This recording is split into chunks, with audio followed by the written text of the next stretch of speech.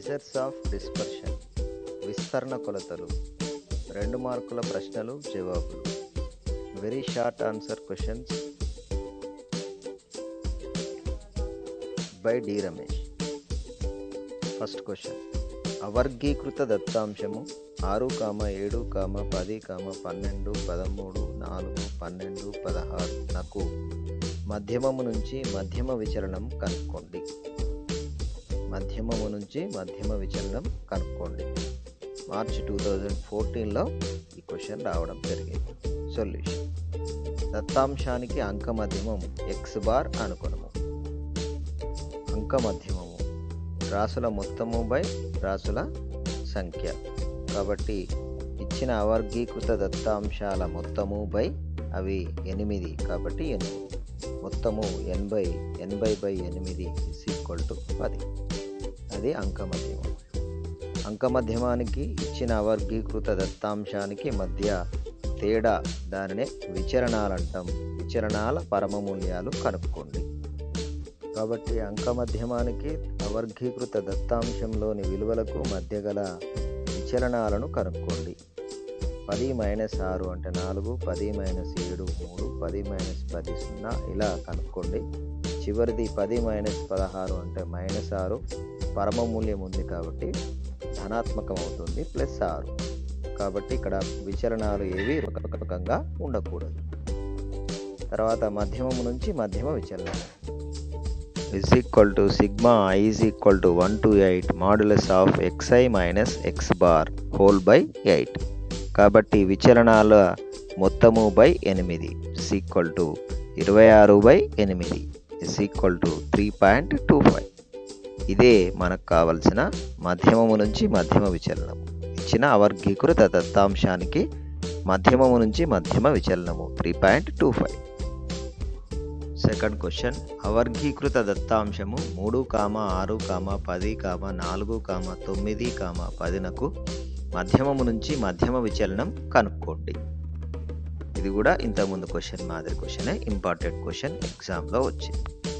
Solution: దత్తాంశానికి అంక మధ్యమము x bar అనుకుంటే x bar ఇచ్చిన అంశాల మొత్తము బై 6 ఆన్సర్ 7.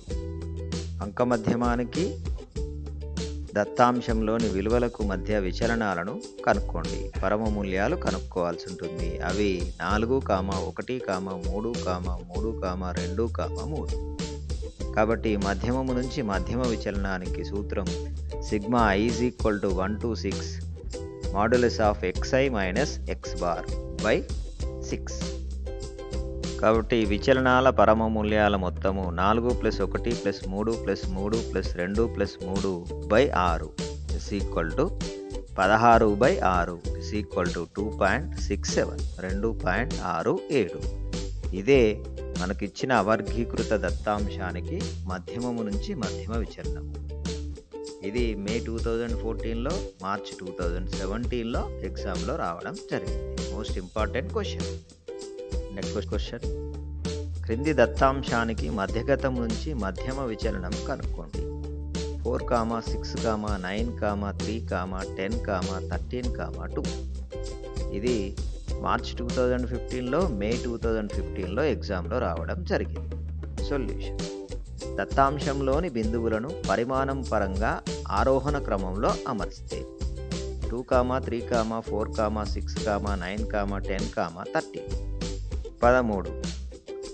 దేర్ఫోర్ మధ్యగతము b అటు 3 ఇటు 3 తీసివేస్తే మిగిలింది 6. కాబట్టి 6 మధ్యగతం అవుతుంది. ఈ మధ్యగతానికి ఇచ్చిన దత్తాంశంలోని విలువలకు పరమ మూల్య విలువలు కనుక్కోండి. Modulus of xi - b 4, 3, 2, 0, 3, 4, 7. ఇది పరమ మూల్య విలువలు. మధ్యగతము నుంచి మధ్యమ విచలనం sigma i 1 to 7 modulus of xi - b by 7. కాబట్టి కనుక్కున్న పరమ మూల్య విలువలు మొత్తము బై 7 వేయాల్సి ఉంటుంది. 4 + 3 + 2 + 0 + 3 + 4 + 7 బై 7 మొత్తము 23/7. కాబట్టి 3.28. ఇదే మధ్యగతం నుంచి మధ్యమ విచలనం విలువ. నెక్స్ట్ క్వశ్చన్, ఒక అవర్గీకృత దత్తాంశానికి వ్యాప్తిని నిర్వచించి దత్తాంశం 38, 70, 48, 40, 42, 55, 63, 46, 54, 44కు వ్యాప్తిని కనుక్కోండి. ఇది క్వశ్చన్. కాబట్టి అవర్గీకృత దత్తాంశం ఇవ్వడం జరిగింది, దానికి వ్యాప్తిని నిర్వచించి వ్యాప్తిని కనుగొనము. అది క్వశ్చన్. సాధన, ఒక అవర్గీకృత దత్తాంశానికి వ్యాప్తిని ఆ దత్తాంశంలోని పరిశీలనల శ్రేణి విలువలలో గరిష్ట విలువకు కనిష్ట విలువకు మధ్య గల భేదంగా నిర్వచించడం జరుగుతుంది. కాబట్టి అవర్గీకృత దత్తాంశంలోని గరిష్ట విలువ కనుగొనాల్సి ఉంటుంది, కనిష్ట విలువను తీసుకోవాల్సి ఉంటుంది. గరిష్ట విలువ మైనస్ కనిష్ట విలువ వ్యాప్తినిగా నిర్వచించడం జరుగుతుంది. కాబట్టి ఇచ్చిన అవర్గీకృత దత్తాంశం యొక్క వ్యాప్తి గరిష్ట విలువ ఇచ్చిన దానిలో 70, కనిష్ట విలువ 38. కాబట్టి 70 మైనస్ 38 ఈజ్ ఈక్వల్ టు 32. ఈ 32 ఇచ్చిన అవర్గీకృత దత్తాంశం యొక్క వ్యాప్తి. ఈ విధంగా వ్యాప్తిని నిర్వచించి వ్యాప్తి విలువను మనం కనుగొనడం జరుగుతుంది. Thank you for watching. ఈ వీడియో మీకు అర్థమైంది అనుకుంటున్నా. వీడియోను అంతా చూడండి, మీ ఫ్రెండ్స్కు షేర్ చేయండి, నా ఛానల్ను సబ్స్క్రైబ్ చేసుకోండి. SLR learn mathematics easily by D Ramesh. Thank you.